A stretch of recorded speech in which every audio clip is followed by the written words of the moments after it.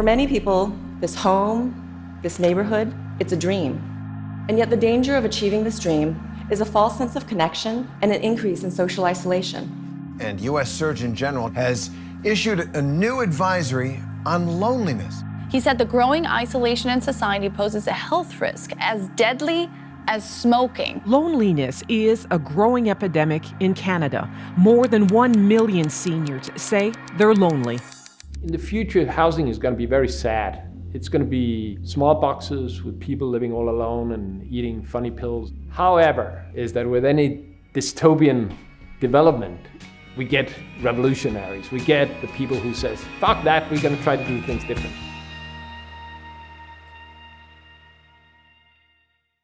So many more people really want to and need to and have to live with a relation in the center of their everyday life. So what our mission is to build a platform that allows citizens to get together and act as co-developers of shared intentional housing communities. So we are part social media, bringing people together.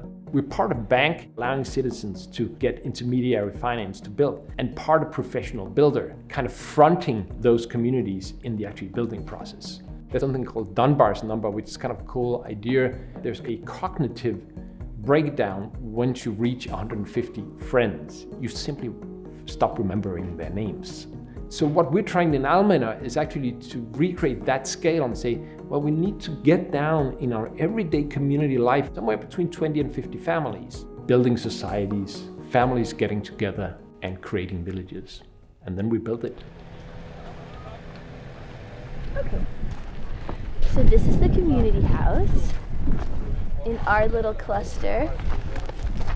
And then the next house over with those two structures is our house. And then our living room will be facing more of a backyard, and then cluster 3. I'm Leah, and I am moving from an apartment in Copenhagen to a co-housing community called Flylu. There was some sort of like dissatisfaction in the life we were living. I think the reason we were feeling that was because my husband moved to Denmark right before the lockdown, which was also right before we had our first baby. And it was hard to get a sense of who our people were as a family. So we were actually isolating for 10 days because we had COVID, and I was feeling so lonely.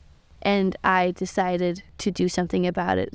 You ask the citizen, how do you want to live? Do you live in a concrete plastic box, or do you live in a breathing wooden house based on organic materials? It's pretty obvious, you want the last one. So it's both the actually architecture that becomes more sustainable, but much more important, it's the lifestyle. There's some great data out, even on early social housing that was still much more cooperative. People living 2 to 3 years longer, that's massive. I think there are benefits on various levels to living in a community. You know, the social aspect that you don't rely on arranging things to get together with people outside of your little family.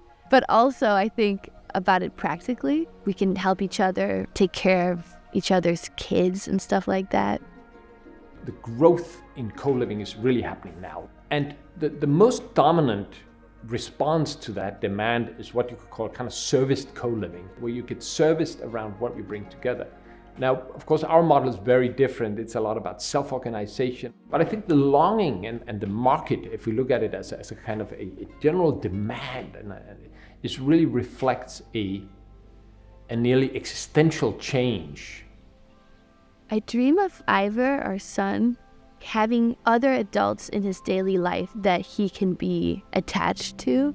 And I dream of my husband and I having a community we belong to together. I don't know how involved we'll be in creating it all. I guess I have an expectation that it'll come naturally. Well, I think it's important to understand that the mega trend is sad individual consumer housing. Yeah, it's easy, but it doesn't really improve my life quality, or certainly not my sense of happiness. Everyday lifestyle, the way we live, it should be so much richer. It should be so much more based on stuff that we have to fight for. Yes, that's part of social life, because love and relationships, it comes with compromises and needing each other and have responsibility for each other. So as we see a society that's breaking down environmentally, psychologically, we see a huge need of getting back to what matters, which is people being responsible for each other and taking care of each other.